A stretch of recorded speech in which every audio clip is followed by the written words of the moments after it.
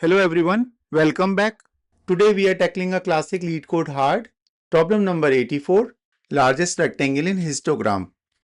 In this problem, we're given an array of integers called heights. Each value is the height of a bar in a histogram and every bar has a width of 1. Our goal, find the absolute largest solid rectangle by area that we can fit inside them. The catch is that a rectangle's height is limited by the shortest bar included in its width. Let us look at a quick example. We are given following bars. If we take just the single bar of height 6, the area is 6. If we combine the 5 and the 6, the shortest bar is 5 and the width is 2. The area is 5 times 2 equal to 10. What if we span across the entire chart using that short bar of height 1? The width is 6, so the area is just 6. Or if we try to include this bar of height 2 at index 0, the area is just 2. How about a height of 2 across those last 4 bars? The width is 4, so the area is 2 times 4 equal to 8. So no matter what other rectangles we try, the maximum area is 10. That is our answer. Now first, let's look at the naive approach. The core idea is simple. Imagine picking a single bar and saying, if I force it to be the shortest bar in the rectangle, how far I can stretch to the left and to the right? That will be the largest rectangle using that bar as a height limit. So for every bar at index I, we scan to the left until we hit a bar strictly shorter than the current height. Then we do the exact same thing to the right. The distance between those two boundaries gives us the maximum width for that specific height. We calculate the area, update the running maximum, and move on to the next bar. We repeat this process until all the bars are processed. While this approach works, we are doing a lot of repeated scanning. For every single bar, we are potentially scanning the whole array. This results in a time complexity of O of n squared, which will be too slow for large histograms. So, how should we optimize this? We could use a divide and conquer approach, but that gets complicated and still leaves us at O of n log n time complexity. Another option is to find the nearest smaller element to the left and right using a monotonic stack, but that requires 2 full passes through the array. If we are already going to use a monotonic stack, why not just solve it in one single pass? Here is the core intuition. As long as the bars are getting taller, they are constantly extending the potential width of any rectangles before them. For example, take these 3 bars. We walk through 5 then 6. Heights are rising, so we keep going. And then comes a 2. It is shorter than 6, so the 6 is done. 2 is also shorter than 5, so the 5 is done too. See the pattern? Last in smaller bar pops out tallest bar first. This single bar is a right boundary for every taller bar we had just passed. And here is what makes it even more elegant. The moment we pop the 6, we also need its left boundary. And the bar sitting directly below it in our structure is the 5. Because we only kept the bars that are strictly increasing, 5 is guaranteed to be the nearest smaller element to the left. That is, it is the left boundary. And now with both boundaries found, we know the width and hence area is equal to 6. Same story for 5. Right boundary is still 2. Left boundary is whatever below it. This is why we use the monotonic stack, an increasing one. We push bars on while they grow and pop them off the second they hit a wall. Both boundaries found instantly with zero backward scanning. Now let's see this in action. Our stack is empty. First we see bar 2.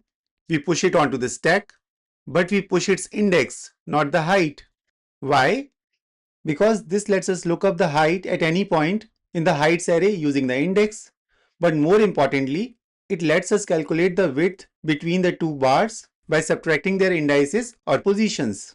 Next, height 1 arrives. It is shorter than 2 behind it. So we pop the 2 as right boundary is found. Area of the rectangle is height of 2 into width of 1 equal to 2. We update the max area and push the 1 onto the stack. Next up, heights 5 and 6 come in growing, so they just get pushed. Then height 2 arrives And that is where it gets interesting. It is shorter than 6. So 6 is done. Width 1, area 6. Max area updates to 6. But 2 is also shorter than 5. So the 5 has to go too.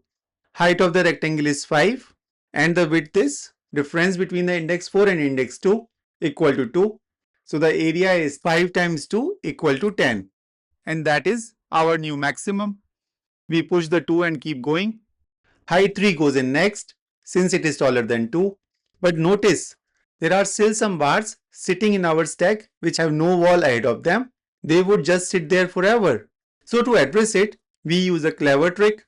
We add a dummy bar of height 0 at the very end of the array. It is shorter than everything. So it acts as a final wall, forcing the stack to completely empty out and calculate the area of any strugglers left behind.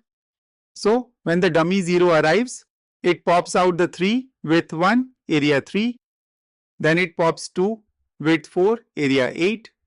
Finally, the 1 spanning the whole array, area 6. But nothing beats a maximum of 10, and that will be our answer. The time complexity is O of n. We iterate through the array once, and each index is pushed and popped exactly once. The space complexity is also O of n in the worst case to store the indices in the stack. Now, let's go through the code with Java on the left and Python on the right. We start by initializing a stack, which we will strictly use to store the indices of our bars. Notice the trick here to ensure every bar gets processed at the end. In Python, we iterate over heights plus a list containing 0. This creates a new sequence on the fly, adding our dummy 0 without modifying the original input array. In Java, we achieve the exact same thing by pushing our loop boundary to n and forcefully assigning a height of 0 on that final iteration. As we loop through, we check, is the current bar strictly shorter than the bar sitting at the top of our stack? If it is, that top bar has hit its right side boundary. We enter a while loop, pop that bar's index off the stack and use its value as our definitive height. To calculate the width, we look at the new top of the stack.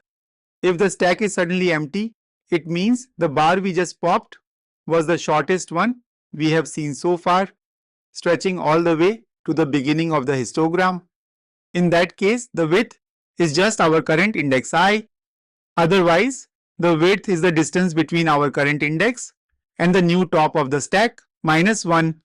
We multiply our height and width, update our maximum area if it is larger, and repeat this popping process until the current bar is no longer the shortest.